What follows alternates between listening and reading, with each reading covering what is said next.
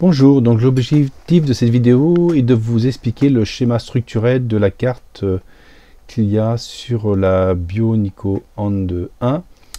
Donc c'est une, voilà, c'est une main artificielle hein, pour les personnes qui n'ont plus de main.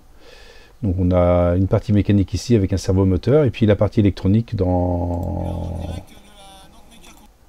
à ce niveau-là. Voilà. Donc là c'est la carte électronique qu'on va détailler.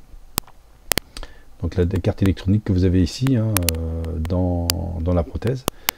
Donc là on voit l'accu, les deux accus jaunes, hein, les deux accus 18650. Voilà.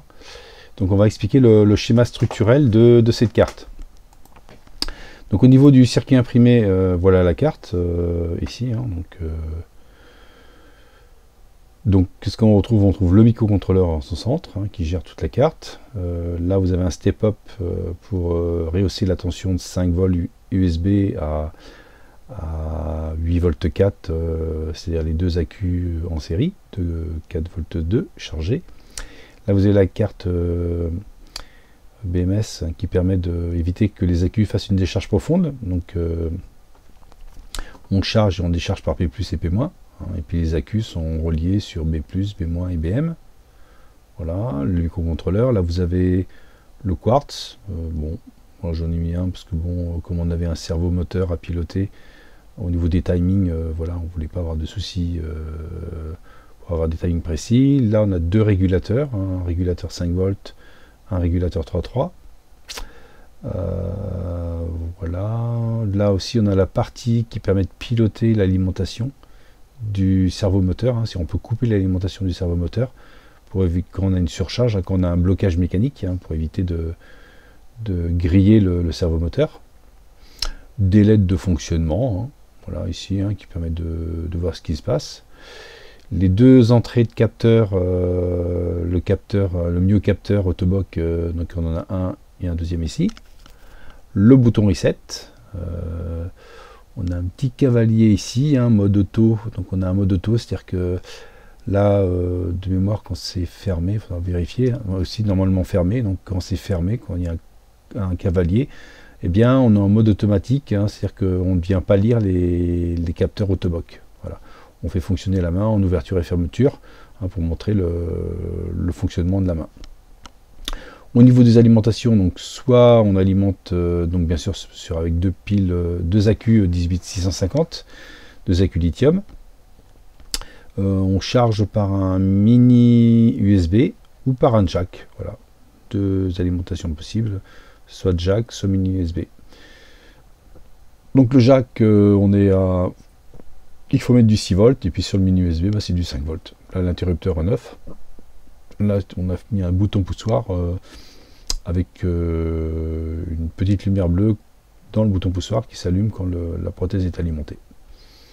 Donc voilà la carte. Au niveau du schéma, donc là on retrouve les deux accus 18650, hein, deux accus lithium, voilà, sur la carte BMS, hein, qui est la carte, donc c'est une US2, hein, c'est pas une US1, hein, ou une carte 2S, hein, voilà, c'est la carte qui évite que les accus fassent une décharge profonde. Donc on sort en P+, et P-. Donc P+, c'est 8 volts 4, P- c'est la masse. Port mini USB hein, pour avoir du 5 volts. Hein, donc bien sûr, si on a du 5 volts, on rentre ici. Et puis on a un Shure élévateur qui permet d'avoir la tension à 8 volts 4 pour recharger les accus. Ou alors c'est un jack, donc là on a du 6 volts. Voilà. Et si on a du 6 volts, eh bien pareil. On génère le 8 volts 4. Donc quand on a le 8 volts 4, on a un interrupteur pour alimenter la carte. Hein. Donc là on a un régulateur Asher, un TSR 2450 qui nous donne une tension de 5 volts, une LED de fonctionnement des deux hein, pour indiquer qu'on a du 5 volts, un TSR 2433 pour 3 volts 3. Alors pourquoi on a du 3 volts 3? Parce que en fin de compte on a un microcontrôleur qui travaille en 3 volts 6 au maximum. Bon, on avait eu des soucis d'appro, donc autrement, là pour cette année, on a réussi à trouver un microcontrôleur de la même famille, mais qui travaille en 5 volts, ce qui fait qu'on a un régulateur de moins. La LED D8 qui indique qu'on a du 5 volts, donc là on n'a pas de LED pour le 3 volts 3, hein. Voilà, donc ça c'est la partie alim. Donc là, on charge des accus soit par le jack, soit par le port USB, grâce au 8V4 ici, hein, du step-up, on passe à 8V4 pour charger sur P+ et P- les deux accumulateurs. Au niveau du schéma du microcontrôleur, donc on a un PIC 16 LF 1827, hein, donc on ne peut pas l'alimenter au-dessus de 3.6. Là cette année on a trouvé des 16F 1827, donc là on peut les alimenter directement en 5 volts.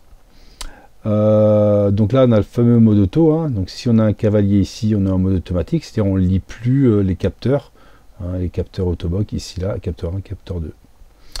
Bon, un point diviseur parce que eux ils sont alimentés en 5 volts et puis que le pic il travaille en 3.3, donc un point diviseur, hein, pour ne pas dépasser les 3.3. Des points de mesure ici, hein, pour mesurer la tension au niveau des capteurs. Le bouton reset pour réinitialiser le programme, le connecteur PIC-Kit pour programmer le microcontrôleur, les LED de fonctionnement, hein, donc ça c'est des témoins utilisés, donc on a sur RB4, RA3, RB6, RB7, et puis la LED, on a mis une LED bleue, hein, PIC OK, c'est-à-dire que si la LED bleue clignote, hein, normalement dans le programme elle doit clignoter, ça veut dire que le pic est vivant, voilà. Donc si elle clignote plus, c'est que le pic, soit il est HS, soit il y a un problème d'alim, mais en tout cas, le programme ne s'exécute plus normalement. Au niveau du cerveau, on voit qu'on a l'alimentation plus 8V4. Voilà, ça c'est la commande du cerveau par le microcontrôleur. Ça c'est pour le connecteur. On a une résistance de pied pour mesurer le courant dans le cerveau moteur, pour éviter de dépasser le courant nominal pour ne pas le griller. Et puis en plus, hein, on a une petite structure, hein, donc on voit là on a le 8V4, et là on a une structure avec 3 transistors MOS qui permettent d'autoriser l'alimentation du cerveau. Donc il faut mettre un niveau logique 1 ici, pour qu'on ait 8 volts plus, pour qu'on ait le cerveau, il faut qu'il soit alimenté. Voilà. Donc on a ce qui permet que si on dépasse le courant nominal au niveau du cerveau grâce à N2 cerveau, qu'on mesure, hein, la tension ici, hein, résiduelle avec une 0,47 ohms, eh bien on bloque l'alimentation du cerveau pour ne pas le griller et puis pour voir qu'est-ce qui se passe au niveau méca s'il y a un blocage. Donc comment ça se passe sur AN0, AN1, on récupère les deux contractions musculaires par les capteurs Autobox. AN2 cerveau, eh bien c'est le courant qu'il y a dans le cerveau moteur, hein, pour éviter de le griller. Ça c'est pour piloter une LED, hein, RA3 ici. Ça c'est pour contrôler l'alimentation du cerveau, hein, c'est-à-dire qu'il faut mettre un niveau logique 1 pour que le cerveau moteur ait son alimentation de 8V4. Hein. Si vous ne mettez pas un niveau logique 1 ici, bah, vous n'avez pas d'alimentation. Le RAZ, là, c'est pour mise à 0 du programme. L'oscillateur, ça c'est pour le quartz. Le mode, là, c'est si on a un niveau logique 0, eh bien, on est en mode automatique. Hein, c'est-à-dire on ouvre et on ferme la main, on ne s'occupe plus des contractions musculaires à ce niveau-là. Le cerveau, bah, là, c'est la commande du cerveau moteur en PWM, hein, pour piloter l'ouverture de la main et la fermeture de la main. Ça, c'est une LED pour piloter une LED. Ça, c'est la LED PIC OK pour dire que le pic est vivant. La LED bleue, ça, c'est programmation, pour les bornes de programmation de microcontrôleur. Et puis, en même temps, on a deux LED RB6 et RB7 qui s'allument, hein, ce qui permet de voir quand on pilote, quand on programme, bah, les LED elles clignotent. Comme ça, on voit bien que tout se passe bien au niveau de la programmation. Et c'est des LED qu'on peut utiliser pour voir des fonctionnements. Donc là, c'est pour dire que le pic est vivant. Là, c'est pour dire, voilà, on est en ouverture, on est en fermeture, etc. Voilà. Donc voilà au niveau du schéma. Donc si on fait un peu, on revient un peu au tour. L'alimentation, là, les batteries, la carte 2S pour éviter de faire une décharge profonde, le step-up pour monter de 5 volts à 8V4, les deux entrées d'alimentation pour recharger les batteries, le témoin qui indique qu'on a du 5 volts, le régulateur 5 volts ici, avec son témoin, le régulateur 3.3 pour le microcontrôleur, hein, qu'on a utilisé, qui ne pouvait pas être alimenté en 5 volts. Et puis voilà le reste de la carte et le circuit imprimé. Bonne fin de journée, au revoir.